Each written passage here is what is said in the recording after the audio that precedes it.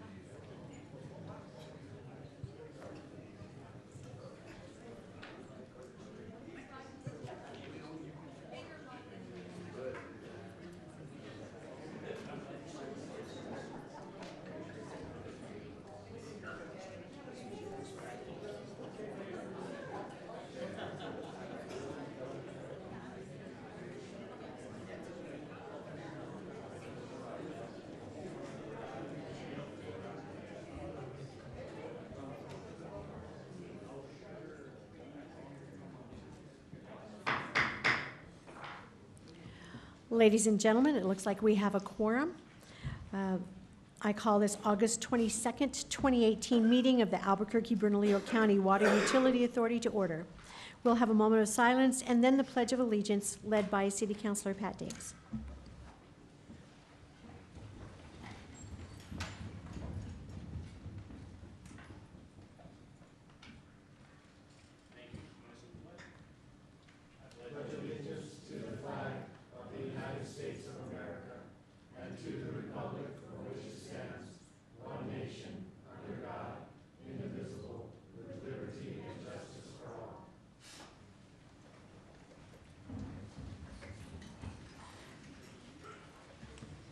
Thank you all. Thanks for being here this evening.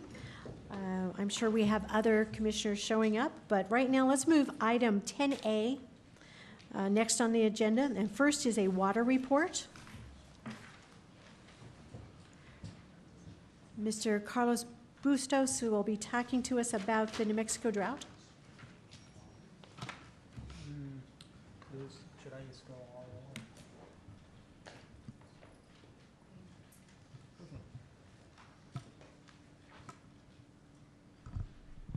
Hello. Good afternoon, Madam Chair, members of the board. I'm Carlos Bustos, and I manage the Water Conservation Program.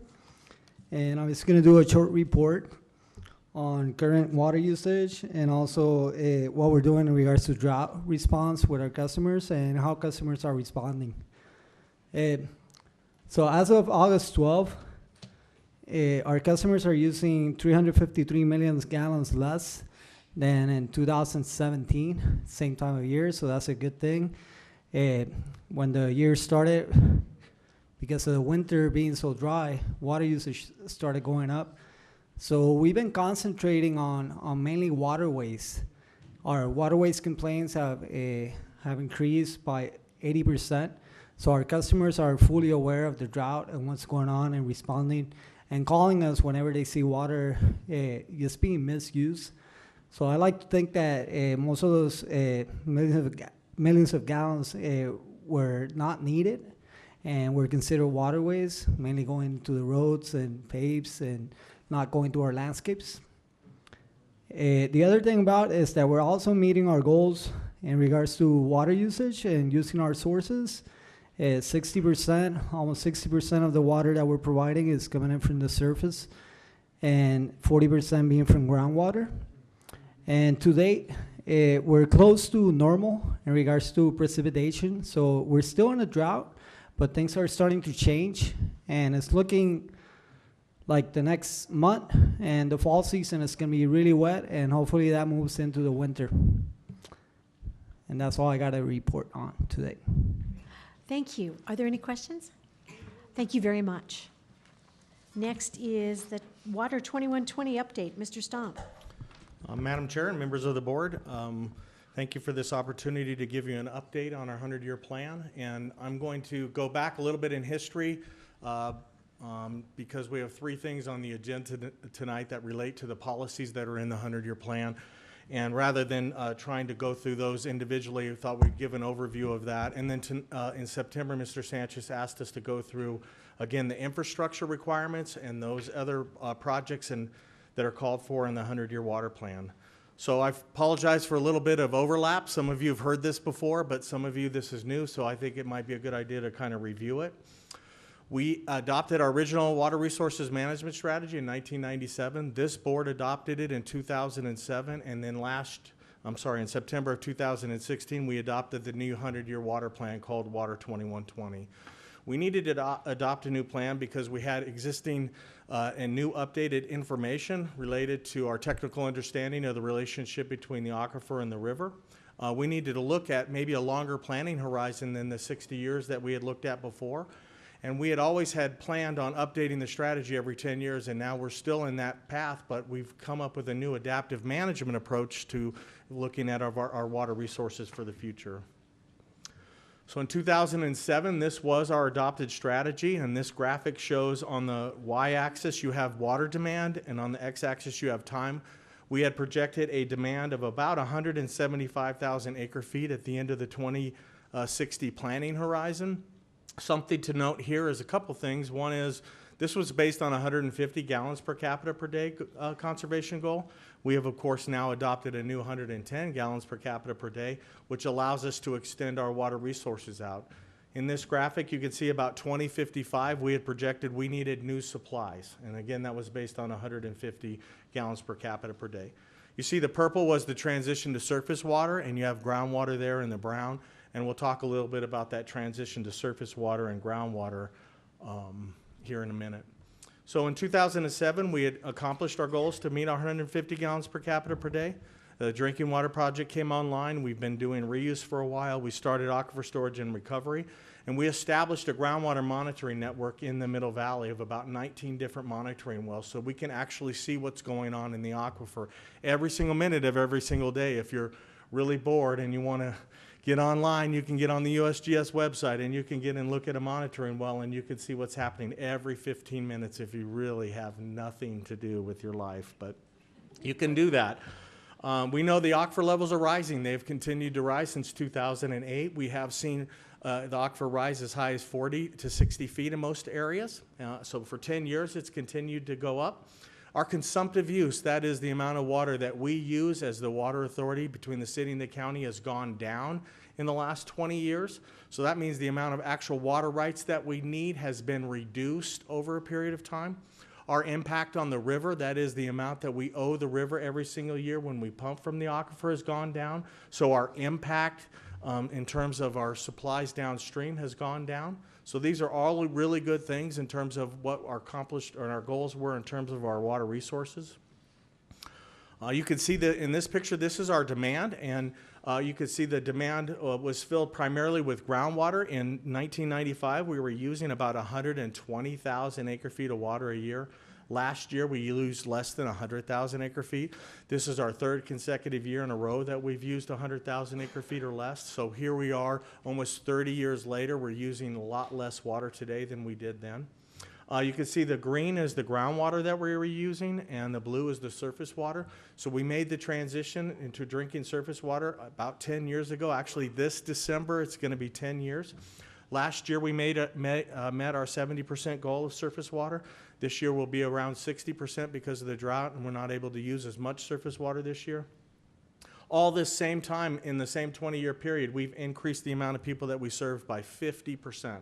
So we've reduced our use significantly, and yet we're serving 50% more people. It's quite a story. The drinking water project was a $500 million investment. Some of you were intimately involved with some of these projects, like the pipelines on Camel Road, as Commissioner O'Malley we could remember a lot about. But we built the surface water plant. We have a diversion on the river just south of Alameda. We connect all the existing reservoirs on the east and the west side through 55 miles of pipelines. And we constructed those pipelines with the ability to move water anywhere in the system. So it wasn't just about getting surface water out of the plant. It was about moving groundwater or being able to distribute our water resources smarter. We reduced the need for additional arsenic treatment by allowing us to use the assets that we already own.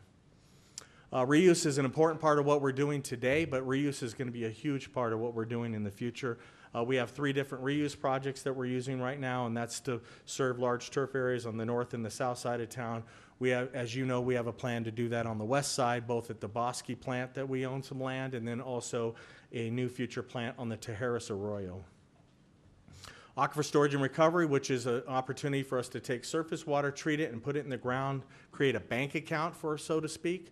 We've been doing that at Bear Canyon, as you know, and we have a well being constructed that actually is complete at the water plant, and we're actually putting the pipelines in. So we think we're going to start injecting surface water at the water plant probably January or February next year. So we've moved forward with that project, and thank you for the funding for that. This is a picture of the aquifer rising. This is 2 of the monitoring wells. We have what we call the Del Sol monitoring well, which is sort of in the middle of the Kona Depression that was created, and then we have an one called the City well. And these are just illustrative of what's really happened in the aquifer. You can see before the drinking water project came online, the aquifer was dropping about 1 to 3 feet a year. Since it's come online, it's been rising ever since that point. And as I talked about before, we've seen the aquifer rising 40 to 60 feet.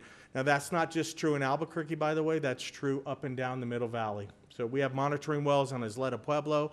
We have monitoring wells on Sandia Pueblo. You can go to those websites and you can see that the aquifer is rising throughout the Middle Rio Grande. So our impact that was previously felt throughout the Middle Valley, now that we've come off the wells, the aquifer is rising and filling those holes that we created.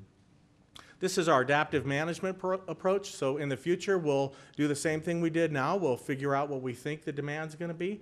We have our supply. We'll compare our demand and supply. We'll look at climate variability and the impacts of climate change on our resources. We'll look at what those gaps are for the future, and then we'll decide how to fill those gaps if we need to fill those gaps. And as I said, we did adopt that plan in September of 2016. We did 3 different projected demands. These are the projected demands. We use the median projected demand as a way of evaluating sort of mid-range, but we know whenever we project population growth, we're going to be wrong. We know what the demands are going to be projected are going to be wrong, but we will hopefully that it's in that range between low and high. And so that's really what the idea is, that we're projecting a future, which we don't really know exactly what's going to happen, but we think we're going to be somewhere in between those 2. We've learned a lot about the groundwater. As we talked about, it's risen. We know a lot about the surface water. The Bureau of Reclamation went through a very intense study to look at the impact of climate variability on our water resources, and we use those impacts to climate on our resources to try to project what the future reduction in demand or future reduction in availability could be. So we use the high projected demand, and then we use the low projected demand. And you can see in the low projected demand in the future, we're anticipating a potential 30% reduction in San Mochama water availability in the 2080s. So that's sort of the worst case, and the best case is we get the same amount of water that we did in the past, we get it in the future. But we looked at that full range of supply. Again, we looked at a range of demands, we looked at a range of supplies. We're also doing something with the groundwater management that's never been done anywhere in the United States or maybe even in the world, where we're voluntarily managing the aquifer so that we're going to never get in the situation where we were in the past, where the aquifer was dropping 3 feet a year and we weren't doing anything about it. Now we've got this network in place. We're going to be paying attention to the aquifer. We've set a management level, and I say we, this board set a management level of 110 feet below the pre-development conditions, and we're going to watch the aquifer. And as we approach that level, and you can see the dotted line is if we did nothing in the future, and the orange line is what our plan is, which is we're going to implement projects over a period of time, increase our water resources, get off the aquifer, and continue to manage that over a period of time. So we want to use the groundwater as a supplemental supply, but we want to manage it so we don't get in a situation where we've created a future where our kids and our kids' kids have no say in what's really happening. We want to give them that opportunity to be able to make decisions in the future and not forego those opportunities. What that really means is, if you look at the big drops off on the right, in comparing what we would have done in the past to compare what we're doing in the future, we're going to see from a volume standpoint, we're going to use a lot less groundwater. We did project that future demand in the 2007, and then we did this same analysis now, and we looked at what our water resources needs were for the next 100 years, and that is what this slide is projected to do. So we thought we needed additional resources in 2055, but because of our conservation now, we think we don't need additional resources till about 2080. And so how are we planning on filling that gap? We looked at the range of demands, as I talked about before. Here's the gaps that we projected for the future, starting in about 2070 and going out.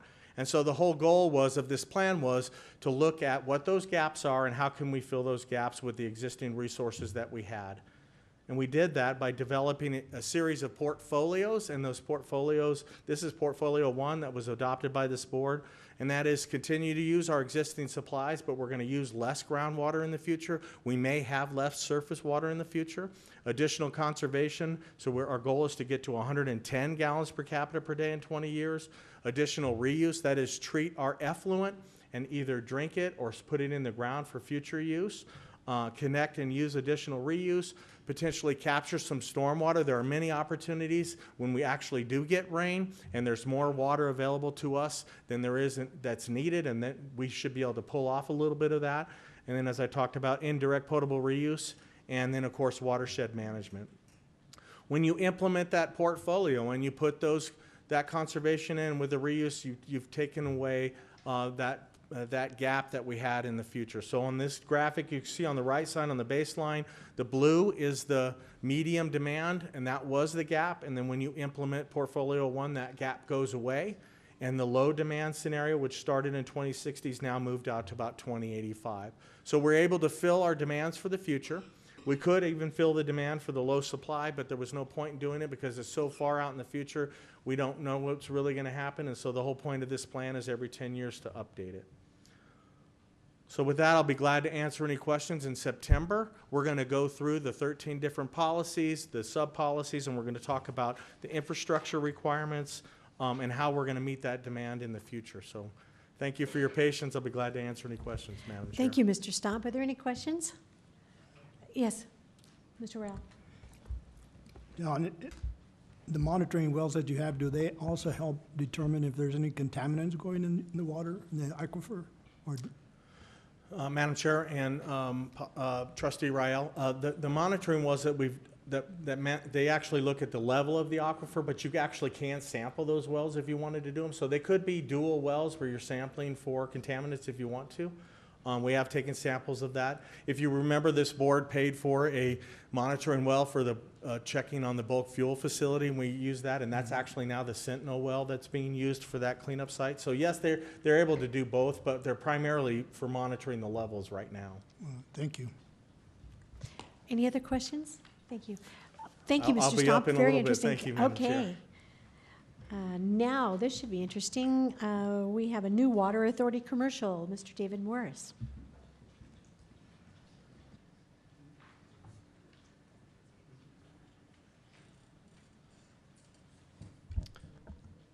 Madam Chair, members of the board, David Morris, Public Affairs Manager for the Water Authority.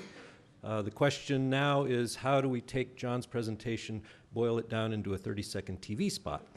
So not possible, but we're going to do a modest campaign this fall to try to help educate our ratepayers about some of the things we're doing to safeguard the water supply, as John was talking about with Water 2120, and also about the safety of their drinking water and the affordability. So that's going to include a mailer and radio spots and this TV spot, which I'm about to show you. And for technical reasons that I don't understand, the volume cannot be controlled. It is just set at loud. So this is, it's just 30 seconds though, so I hope that you can endure it for that long. All right, here we go.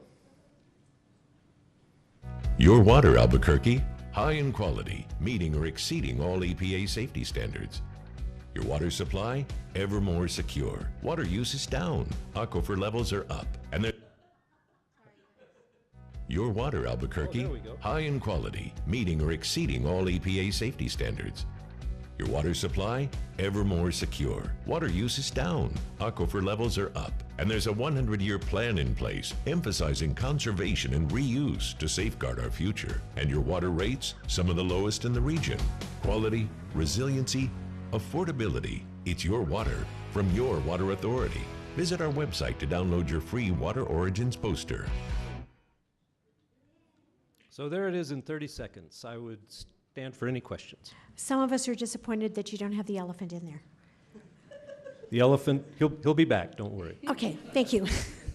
Are there any questions? Excellent job, Okay, thank you. thank you very much. Thank you. That's a very good commercial. We appreciate that. A lot of good information. Next, we have, I'll make a motion to approve the June 20th, 2018 minutes. There's a motion and a second. All those in favor say yes. Yes. Opposed? Motion carries. Now comes to what I consider the biggest honor and the most fun in my job as the chair, and also quite often the most embarrassing, because I have a problem with some of the names and I will murder them. And let me just tell you in advance, I am so sorry, but we'll give you money if you'll just accept my apology. So when I call your name, if you would come up, please, and then you'll stand here, because we'd like to, after we give you all your checks or whatever all it is you're going to get, we'd like to shake your hands and congratulate each and every one of you. So these are the quarterly employee incentive awards. If the employee is here, please come forward. And if you're not here, I don't think you get the money. Is that the way it works, Lisa? No, that's not the way it works. Okay. Yeah, no. The first one is Mauricio Carrion, $300 plus 8 hours time off. Is recognized for his. Mauricio is recognized for his leadership in performing an in-house refurbishment of a centrifuge rotating assembly that would have costed $100,000 and would have taken 10 to 12 weeks if it had been sent back to the manufacturer for service. Thank you so much. Excellent work. Thank you. And then we have Tyrone Honey, Marlon Luna, Porfirio Maestas, and Miguel Leyva. Sorry, $200 each. Each of these employees is recognized for the exceptional skill they showed in undertaking the in-house repair and refurbishment of the aforementioned centrifuge rotating assembly, saving ratepayers upwards of $100,000. So you guys were a team. Thank you very much. Next is Paul Sanchez, Nathan Lukenhoff, Rudolph Madrid, and Marcos Terrazas, $100 each.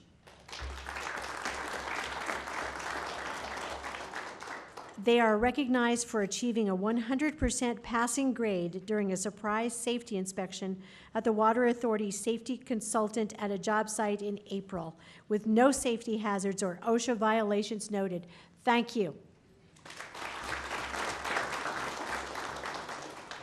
Catherine Mendoza and Diane Agnew. Aha. I can see why they showed up. They will each receive $300 plus 8 hours each.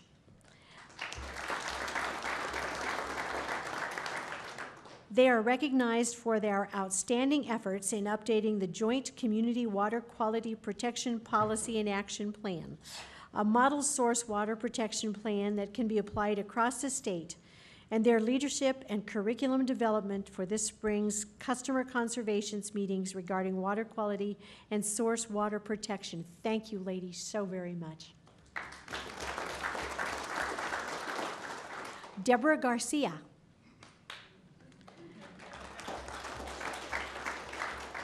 Deborah is recognized for her efforts to improve communications and data tracking between the lab and data analysis functions at the Utilities Water Quality Lab. Deborah, that's a check for $100. Lisa Whitehouse. Lisa is recognized for process improvements she has implemented in the performance of root cause analyses for corrective action response reports at the Water Quality Lab. $200. Thank you. Okay, we got a whole slew of you this time. Gilbert Marin, Alex Gutierrez, Thomas Quintana, Alejandro Medina, Walter Houston, Felix Trujillo, Jonah Martinez, Renee Garcia, James Minard, Justin Britell, Raymond Jenkins, Michael Garcia, Robert Perea, Adrian Gonzalez, Joseph Molina, Eddie Ramirez, Roger Martinez, and Victor Corral. Man, you guys must have done something really big. So, this group is recognized for their teamwork and dedication in the efficient installation of advanced metering infrastructure, improving the utility's billing accuracy while continuing to do excellent work in addressing service leaks, fire hydrant repair, large meter installations, and other work vital to the agency and our customers. They each receive $50. Thank you. I think we might have to form rows here. We have a lot to go. Michael Leeds. Michael is recognized for his cool and professional response following an armed assault on his person while he was doing routine maintenance work on a public street in May of this year. Thank you, Michael. You receive $450 plus 8 hours. Wow. Oswaldo Polanco. Oswaldo is recognized for going beyond his usual responsibilities in his quick and efficient installation of important new equipment at the drinking water treatment plant. $200. John Richstone. John is recognized for improvements he made to analytical processes at the Water Quality Lab, allowing samples to be tested in-house instead of being sent to an external laboratory for analysis. John receives $200. Robert Morago. Robert is recognized for using his welding skills to fabricate necessary equipment for Water Authority, saving the utility almost $3,000 in hard costs for labor and materials. Robert gets a $200 check.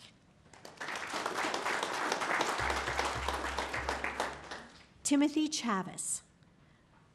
Timothy is recognized for negotiating the purchase of network equipment in a deal that saved the utility and its ratepayers more than $23,000. $300 plus 8 hours. Thank you, Timothy. Thank you all for all the hard work in making the water utility the best place to work in the city of Albuquerque. Come on up and we'll shake your hands.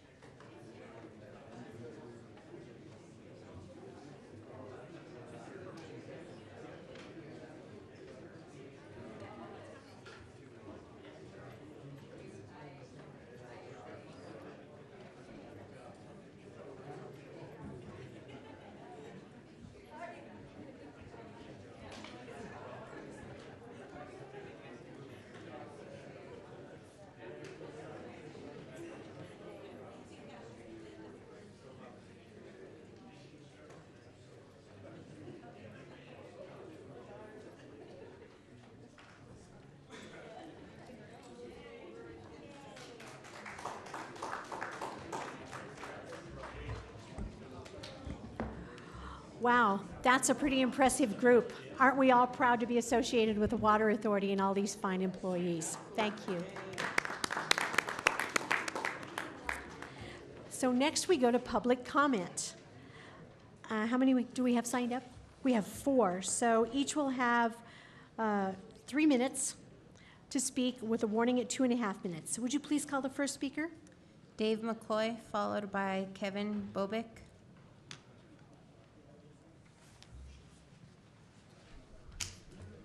Good evening, Dave McCoy, Citizen Action.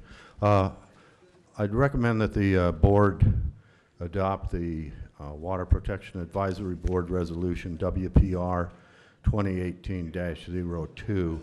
It asks for a new monitoring well, transparency, and independent review of the Kirtland Air Force Base jet fuel spill. The independent review was also asked for by the legislature in 2014.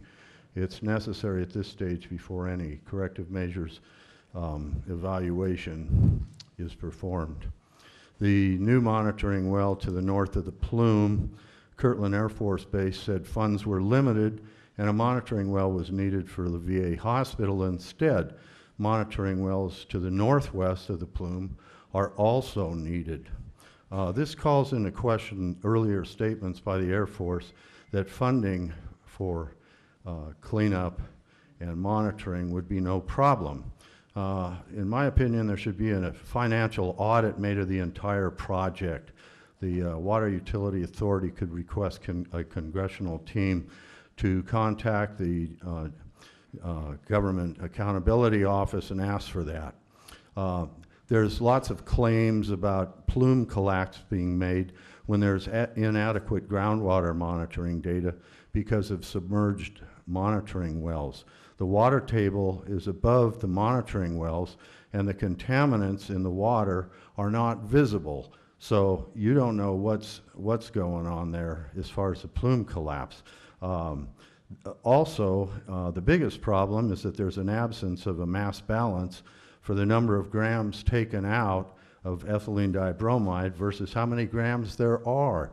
We've asked for that repeatedly. If it's not a significant fraction of the plume that's being taken out, and it's only a matter of a few hundred grams at most, then it can't be shown that they've collapsed the plume.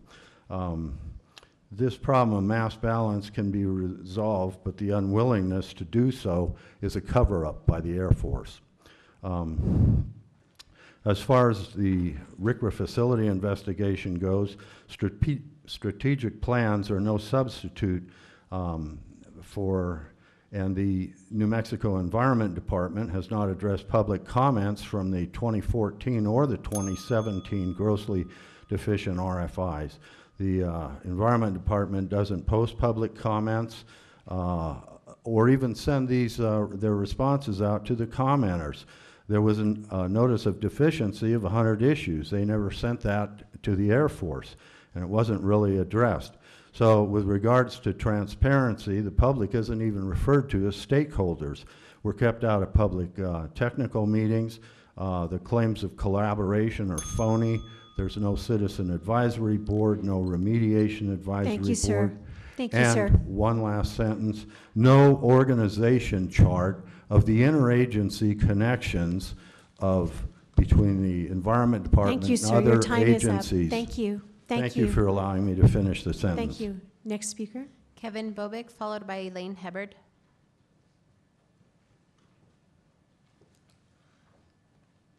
Hello, my name is Kevin Bobick. I came to speak about fluoridation again. Well, our body needs iodine to stay healthy. Our thyroid gland also needs iodine to stay healthy. The thing about it is, fluoride and iodine have a similar chemical electric structure and reactivity. They're also in the same group, in the same column on the periodic table of elements.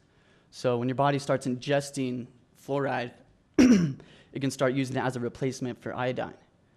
And it'll stop us accepting as much iodine.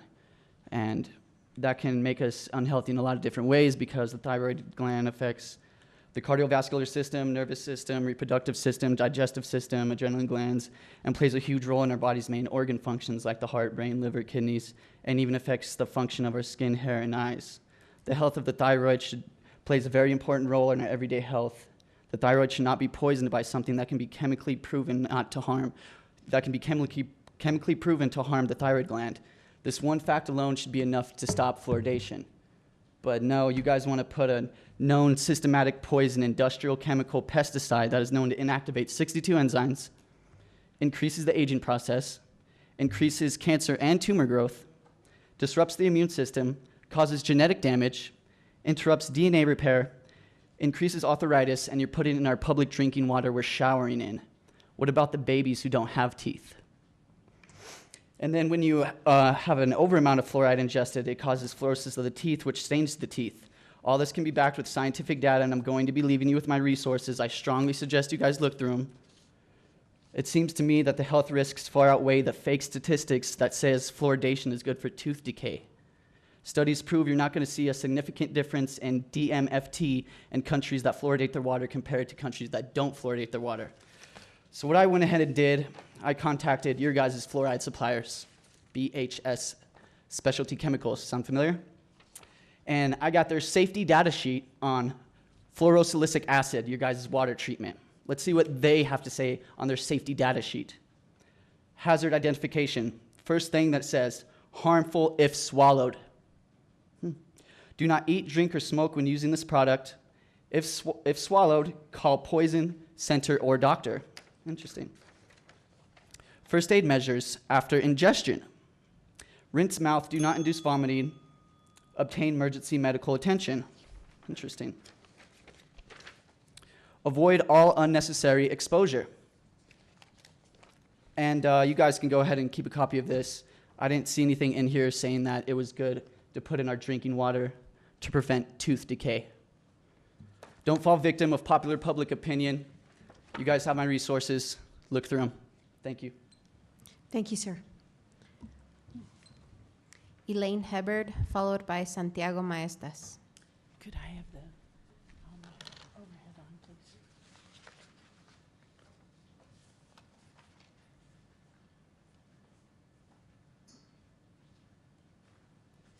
Good afternoon. My name is Elaine Hubbard. You've heard me talk about additional oversight as a theme on many occasions, and I think today's agenda gives a couple of examples. One was the $83 million in bonds. That sounded pretty high compared to the $56 million that's in your financial plan.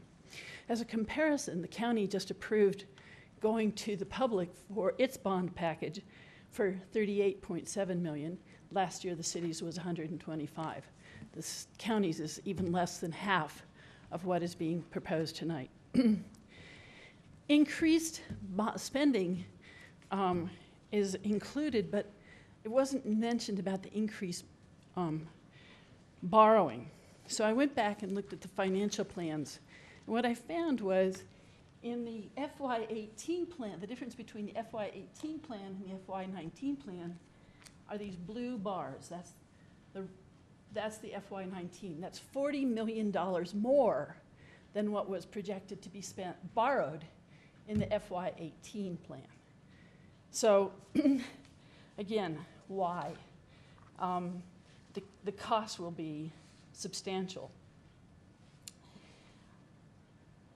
And what I would suggest, since there has been so much more in terms of revenue, rather than borrowing that difference between the 56 and the 83, why not use the amount of cash that you have on hand so that you will have or had $100 million at the end of July or beginning of July in the investment strategy. So rather than borrowing that additional, why not pay down more in cash than borrowing? Another example is the water report.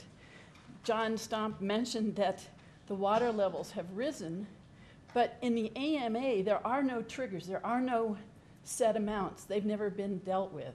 So before we talk about implementing the AMA, that needs to be established.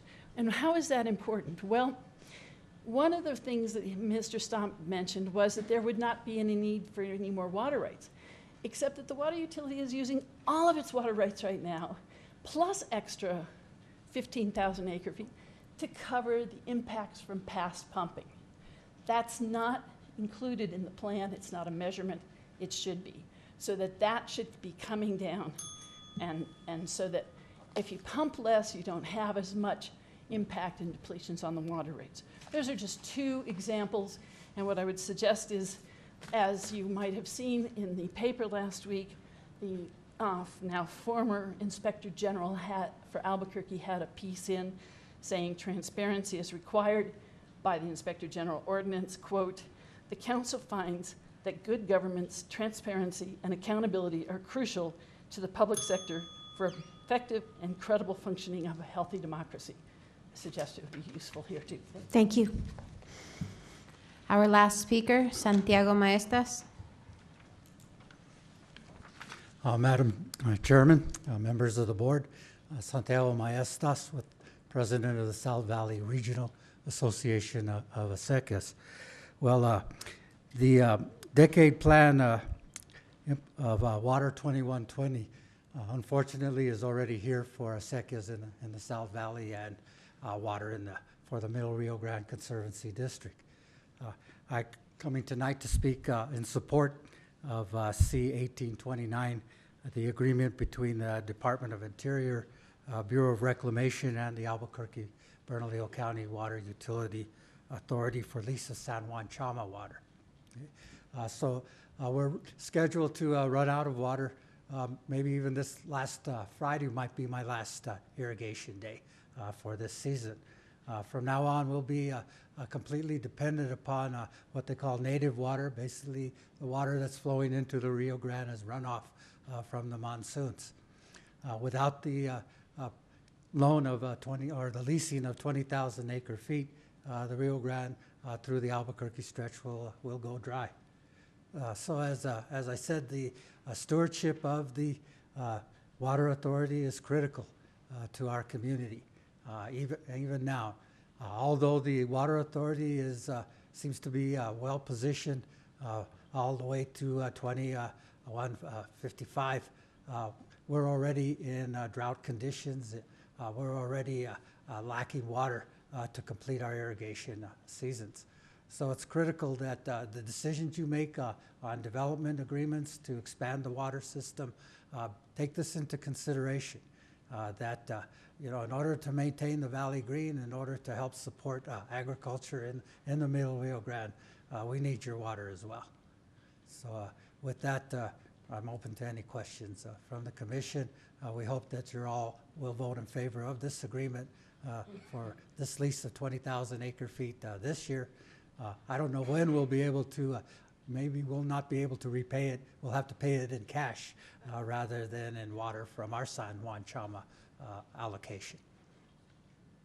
Thank you, sir. Thank you, Madam Chairman, members of the board. That's our last speaker.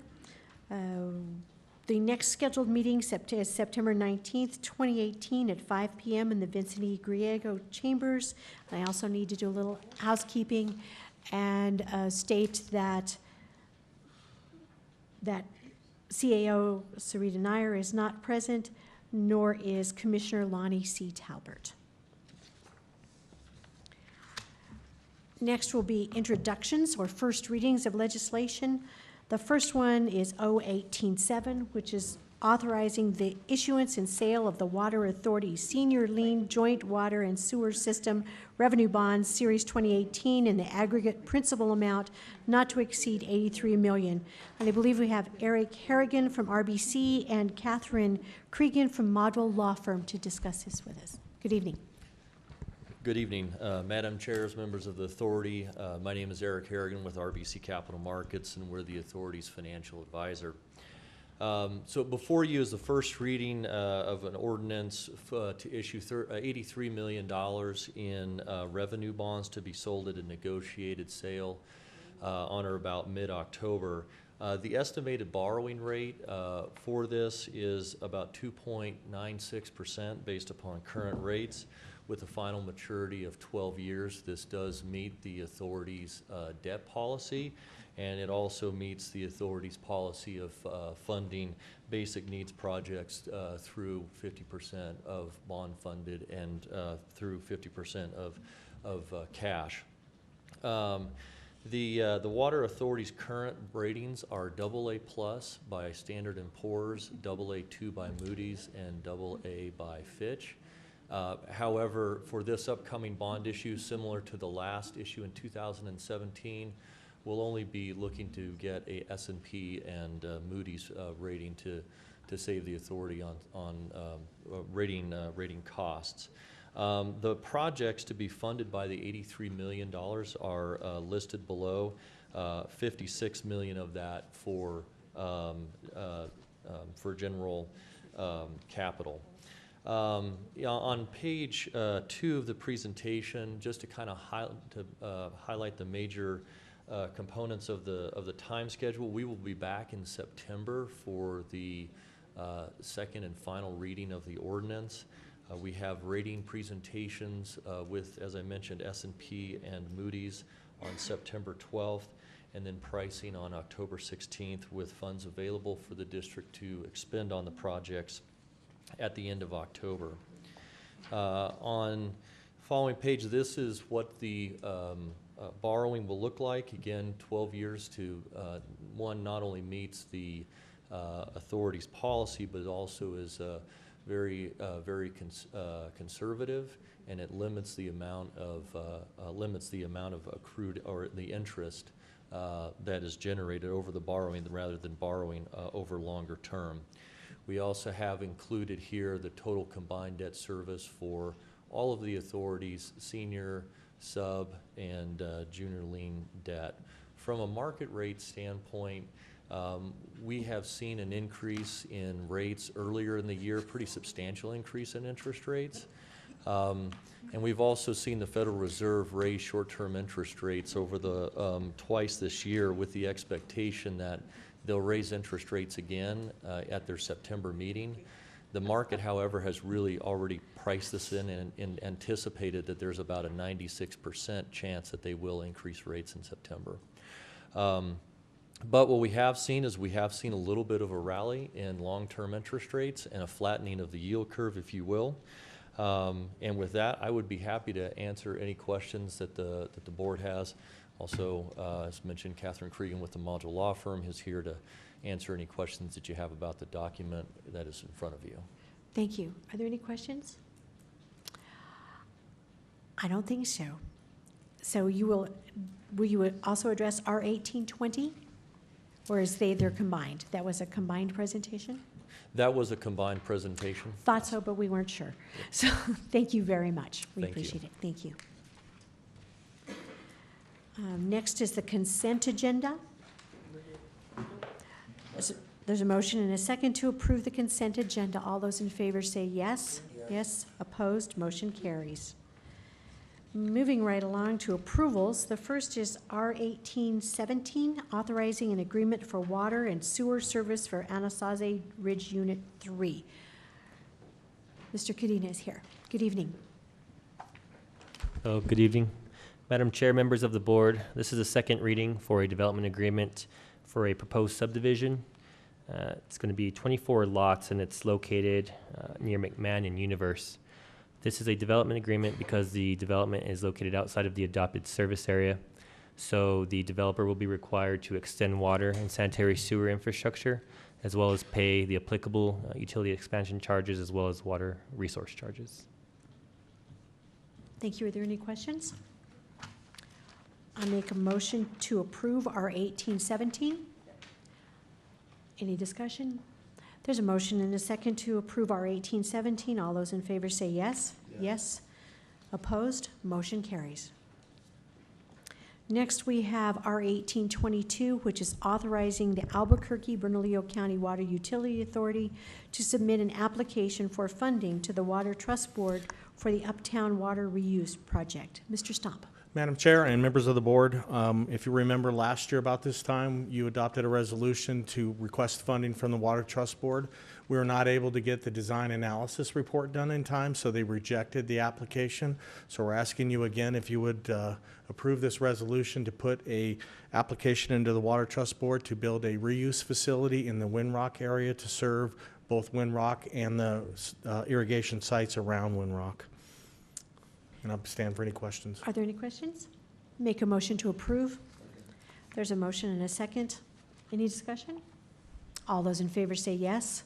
Yes. Opposed? Motion carries. Thank you, Mr. Stomp. I think you get to stay here. Yes. This is C1829, agreement between the U.S. Department of the Interior Bureau of Reclamation and the Albuquerque Bernalillo County Water Utility Authority for lease of the San Juan Chama water. Mr. Stomp.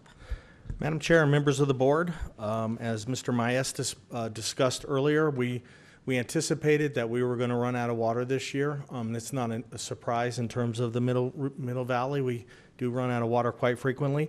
This agreement, however, is to supplement the supplies in the Middle Rio Grande to allow for the Albuquerque stretch of the river to stay wet the rest of the irrigation season. The Water Authority is taking a leadership role along with the City of Santa Fe and the Bureau of Reclamation in an effort to stave off potential Endangered Species Act litigation and allow the Albuquerque stretch to remain wet. This lease is for 20,000 acre feet, and at the same time, the Water Authority will be using our San Juan Chama water to stay in operation for the rest of the season. So this is a very important lease agreement. It keeps the Albuquerque stretch wet the rest of the year. It also provides water, supplemental water for the Middle Rio Grande Conservancy District, although that's not the purpose of the agreement necessarily, but it does allow, if the river channel's wet, particularly if we get any rainfall at all, that's going to give supplemental water to a lot of entities. So it's a really important agreement for all those people that have been working really hard to address Endangered Species Act issues and protecting the river. So with that, I'll be glad to answer any questions, Madam Chair. Thank you, Mr. Stomp.